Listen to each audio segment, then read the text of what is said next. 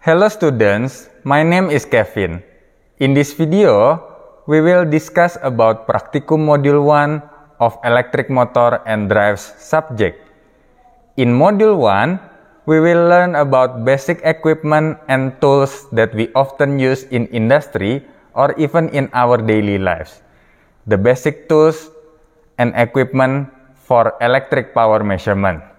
The tools are multimeter, test pen, oscilloscope, signal generator, and some of safety components such as fuse and circuit breaker. Later in the video, we will discuss it one by one. The first tool that we are going to discuss is multimeter, and this is what multimeter looks like. As you have already learned in the lecture, you know that multimeter can work as voltmeter and also ampere meter. That's why before you do a measurement, you have to measure whether your multimeter is performed as voltmeter or ampere meter. How to make sure about that? Take a look over here. The multimeter always have two cables, the black one and also the red one. The black cable always go to this hole or COM, which means your reference or 0 volt. Meanwhile, the red cable, you have to decide about it. You want to measure electric voltage or current. If you want to measure voltage, then the red cable will go to voltage over here. As you can see in here, this hole indicate volt unit. So if you plug this red cable into this hole, the multimeter will perform as voltmeter. Meanwhile, if you want to measure current, you have to plug red cable into this hole or this hole, because both of this hole indicate ampere unit. The difference between these two holes is the maximum ampere capacity. If you plug into this hole, the maximum is 10 ampere. Meanwhile, if you plug into this hole, the maximum is only 500 milliampere.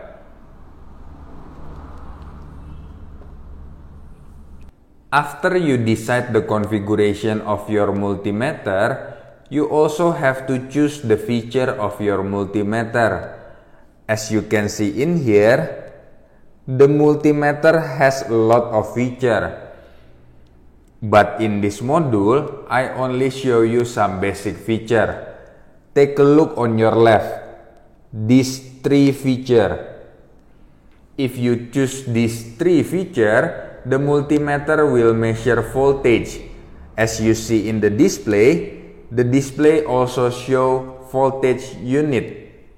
The difference between these three features are signal type and also maximum voltage capacity, volt or millivolt. Meanwhile, this symbol like sinusoidal signal, as you can also see in the display, this symbol represent AC signal. Meanwhile, this symbol, as you can see in here, this symbol represent DC signal. Move to your right. These two features, you can see ampere unit. So if you choose between these two features, the multimeter will perform as ampere meter to measure ampere. But don't forget to move the red cable from this hole into this hole or this hole, as I already explained it before. Another symbol is ohm unit over here.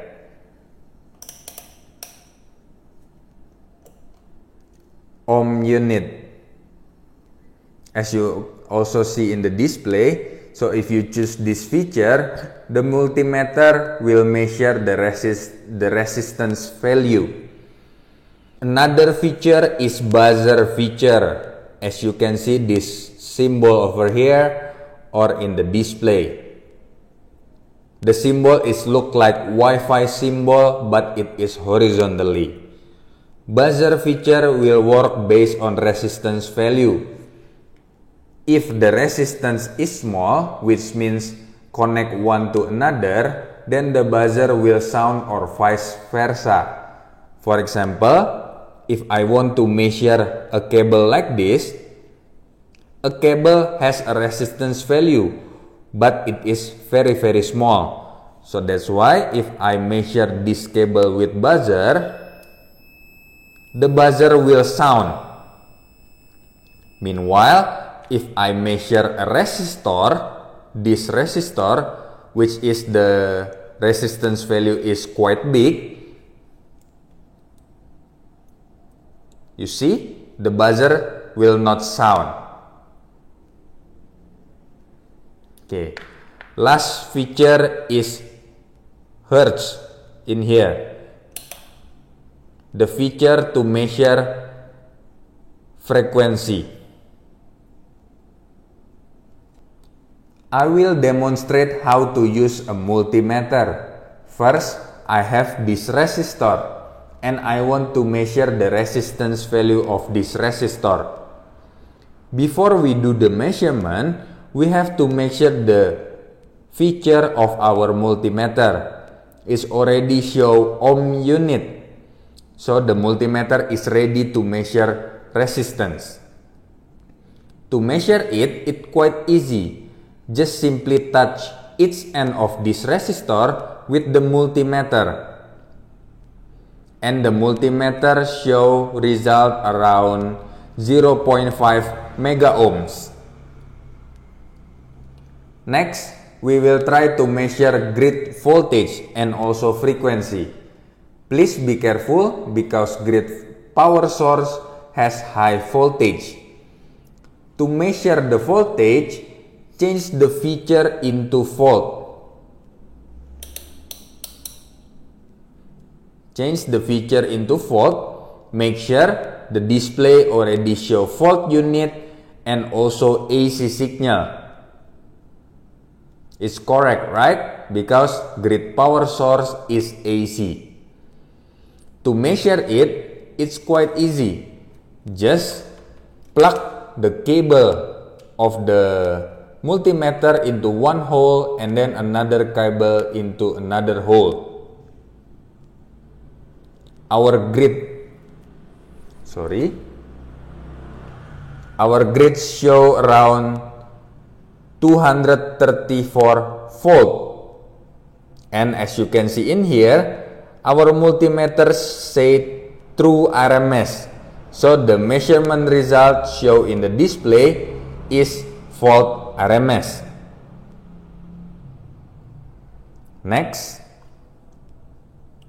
we want to measure hertz or frequency.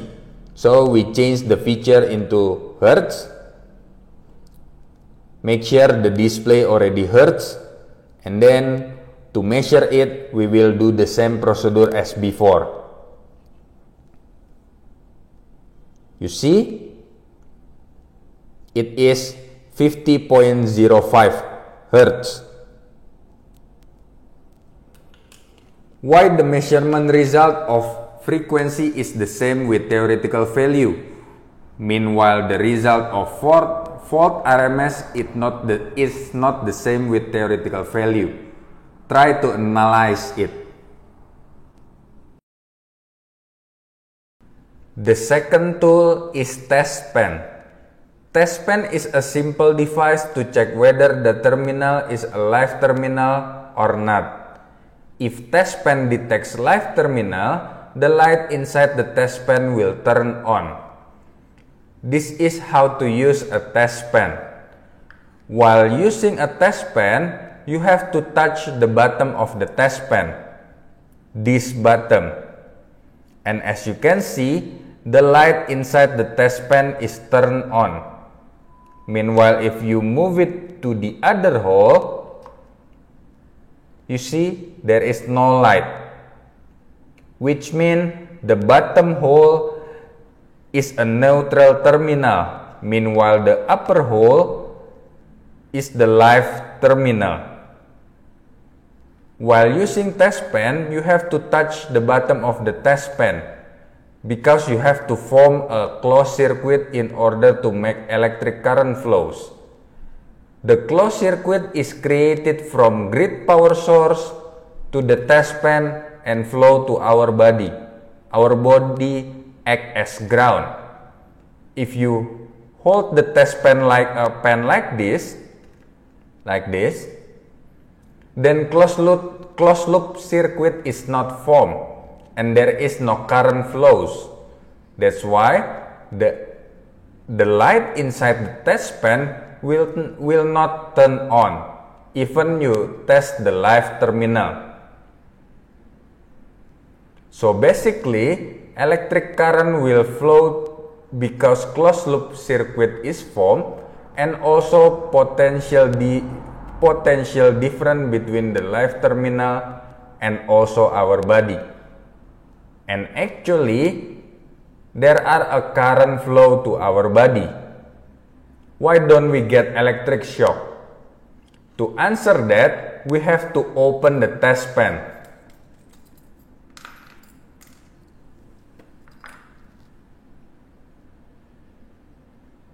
Inside the test pen, there is a light and also a resistor. The crystal on your left is the light. Meanwhile, the blue one over here is the resistor. The resistor has very high resistance value, which is about 10 mega ohms. So it only about 20 microampere. That's why we don't feel anything because the current is very small, just enough to turn on the light but not strong enough to give us electric shock. Another method to find live terminal is by letting small controlled current flow to our hand. We will use this resistor, the resistor that we have already measured it before. The resistance value is about 0.5 mega ohms. So 220 volt RMS divided by 0.5 mega ohms is about 0.5 milliampere. It's safe for us. The basic idea is the same with test pen. We have to create a closed loop circuit. Therefore, I will wear this cable on my little finger. So I connect my hand to the building ground over here. After that, I hold the resistor with my thumb and index finger like this and insert it to the terminal.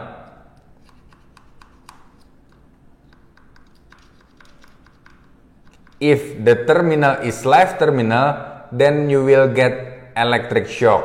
If it is neutral, you won't feel anything. This is the live terminal. We have already proved it with test pen before. And right now, I feel the electric shock. But please don't try this method at home because it is dangerous. In this section, we are going to talk about safety equipment such as fuse and also circuit breaker. Both of fuse and circuit breaker will cut off when electric current flows into the circuit exceed its maximum current limit. The fuse is a non-reusable device. When an excessive current flows through the circuit, it will be burned and cannot be used again. Meanwhile, circuit breaker, in contrary to fuse, it is a reusable device. It works just like switch. When an excessive current flow into the circuit breaker will be automatically turned off. But after several minutes, it can be turned on again. We will test both of fuse and circuit breaker with this laboratory apparatus. We have supply from grid power source and then it flow through the circuit breaker or fuse, and then we use it to turn on the lamp. We will use the lamp for the load. Each of the lamp is 100 watt. Before we start the experiment, please calculate the current flow. If we turn on one lamp, how many amperes flow through the circuit? Calculate also if 2 or 3 lamps turn on. You can use the electric power formula to calculate it. P equal to V multiplied by I. And finally, we get 0.45 ampere for one lamp, 0.9 for two lamp, and also 1.3 ampere for 3 lamp. Before we start the experiment, take a close-up look to the circuit breaker and also fuse. This one is not fuse, this is fuse housing, and we are going to insert the fuse inside it. This is fuse. There is a wire inside the fuse. I hope you can see it. Fuse with different capacity will have different wire diameter. If fuse blows up, the wire will cut, and that's why the electric current cannot pass through. This is circuit breaker. In this circuit breaker, it shows C0.5, which means the maximum ampere of this circuit breaker is 0.5 ampere. For the first part of the experiment, we will test fuse. As you can see in here, the cable from the lamp is connected to fuse housing. Therefore, the supply from grid power source flows to fuse and it will turn on the lamp. For fuse, we will do 3 experiments. For the first experiment, we use 0.1 ampere fuse, and I'm going to insert the fuse to the fuse housing.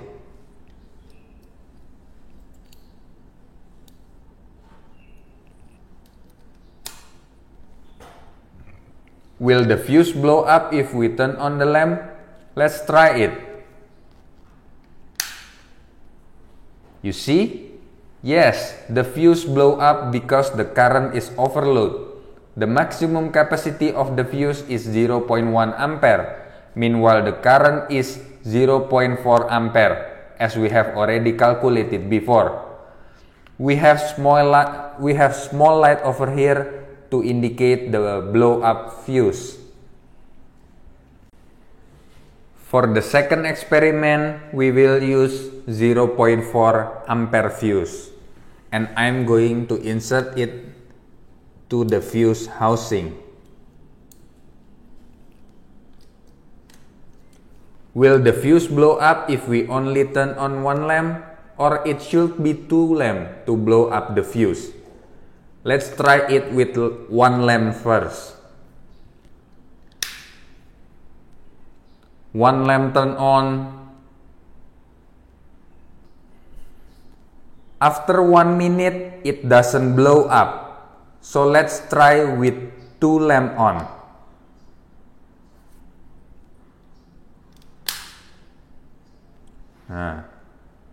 You see, the fuse is directly blow up. For the third experiment, we will use 0.75 ampere fuse, and I'm going to insert it to the fuse housing.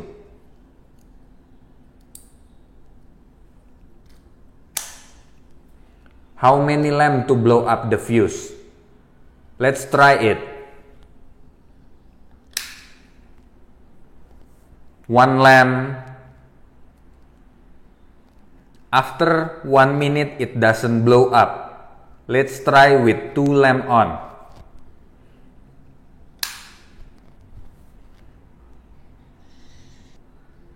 After 1 minute, it also doesn't blow up. Let's try with 3 lamp on.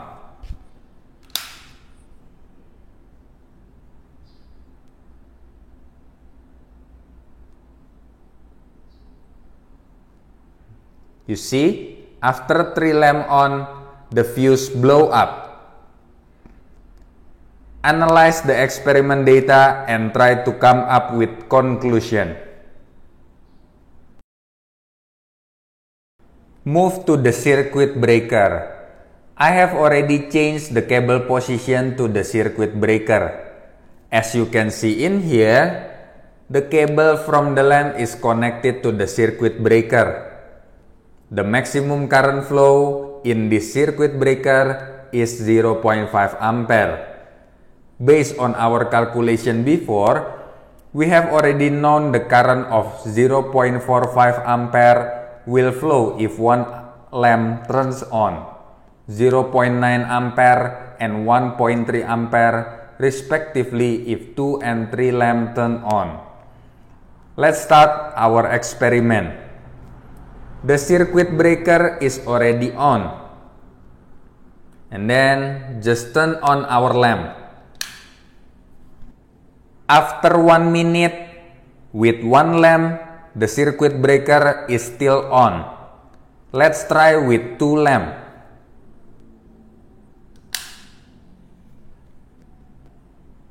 After 1 minute with 2 lamps, the circuit breaker is still on. Let's try with 3 lamps.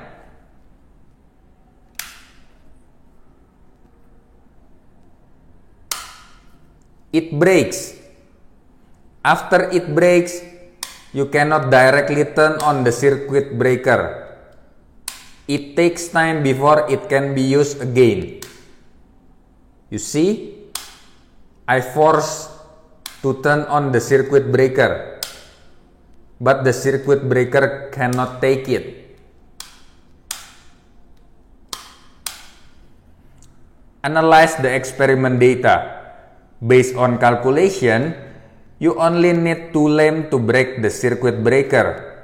But why does the experiment need 3 lamps to break the circuit breaker? An additional question, why does the circuit breaker need time after it breaks? Next experiment is about understanding the effect of internal resistance of an ampere meter. We are going to perform 2 measurements with this laboratory apparatus. We have DC power supply, 2 resistors, ampere meter, and also voltmeter. I'm not going to explain in detail about this DC power supply because we are going to discuss DC power supply in Practicum Module 2. For the first measurement, we will create an ordinary circuit with a power supply and also 2 resistors. The theoretical resistance of resistor 1 is 10 kilo ohm. Meanwhile, the resistor 2 is 1 kilo ohm. And we are going to measure the voltage on resistor 2. For the second measurement, we will use the same circuit but we install ampere meter between resistor 2 and the DC power supply. After that, we measure the voltage on resistor 2 again. Before we start with the measurement, we want to know the actual resistance value of the resistors. Let's measure it with multimeter. First, we want to measure the resistance value of resistor 1 in here. We have to change the feature of our multimeter. And then we attach the multimeter to each end of the resistors. For resistor 1, we have the resistance value is about 9.88 kilo ohms. Change it to resistor 2 and we get the resistance value is about 0.97 kilo ohms. There is an error compared to the theoretical value. What caused this error? Try to think about it. Let's continue to voltage measurement. We connect the red cable of DC power supply, which is positive, and also the black cable of DC power supply, which is negative. We want to supply our circuit with 12 volt. That's why before we measure the voltage on resistor 2, we have to make sure whether our supply is 12 volt or not. Connect the voltmeter to positive and negative of DC power supply. And we have 11.9 volt, close to 12 volt. So it's okay. After that, we measure the voltage on resistor 2. This is resistor 2. So we measure voltage parallel to resistor 2 and we get 1.06 volt. After we finish with the first measurement, then we can install the ampere meter and continue to the second measurement. I have already installed the ampere meter between resistor 2 and DC power supply. I installed the ampere meter in series with resistor 2 in here, and as you can see in this ampere meter, the electric current flows through the circuit is about 1.09 milliampere. After that, we move to the voltage measurement on resistor 2.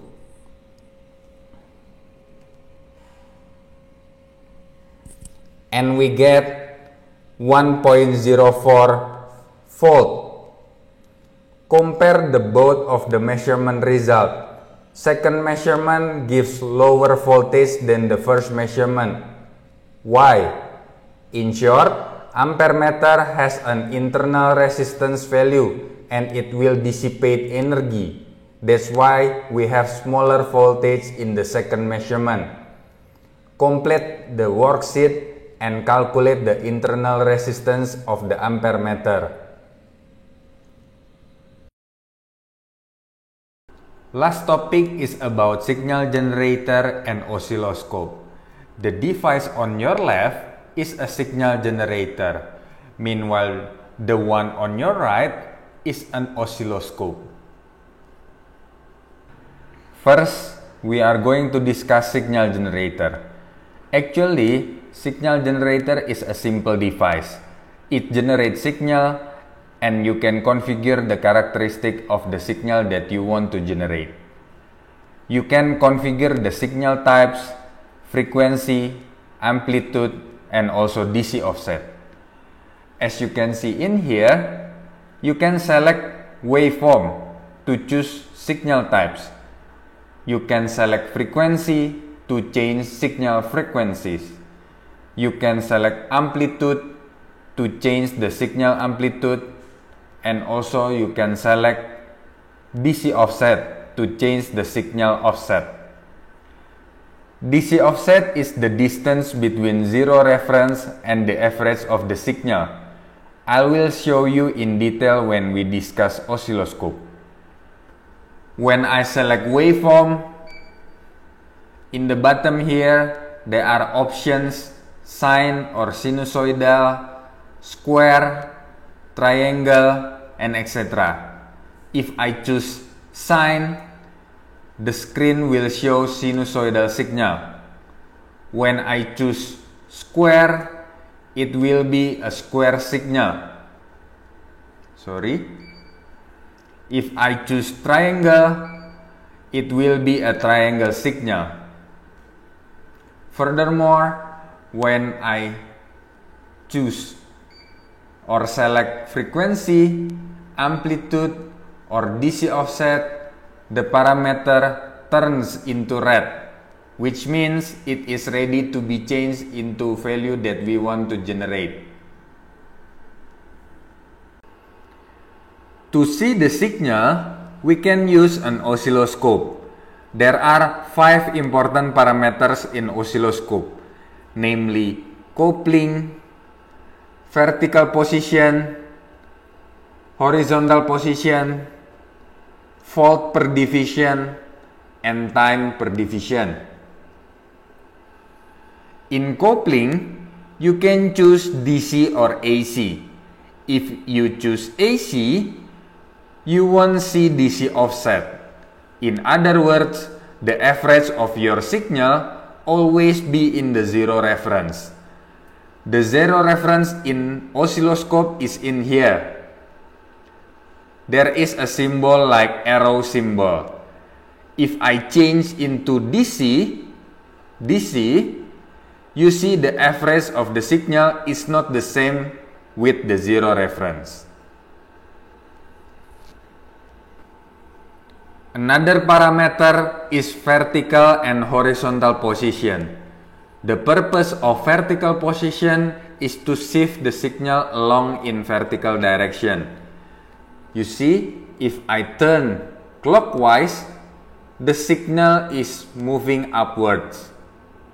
Meanwhile, horizontal position is to shift the signal along in horizontal direction.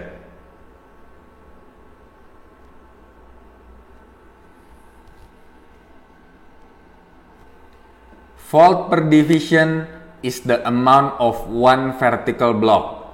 For example, in here, the fault per division is 200 millivolt, which means each vertical block is equal to 200 millivolt.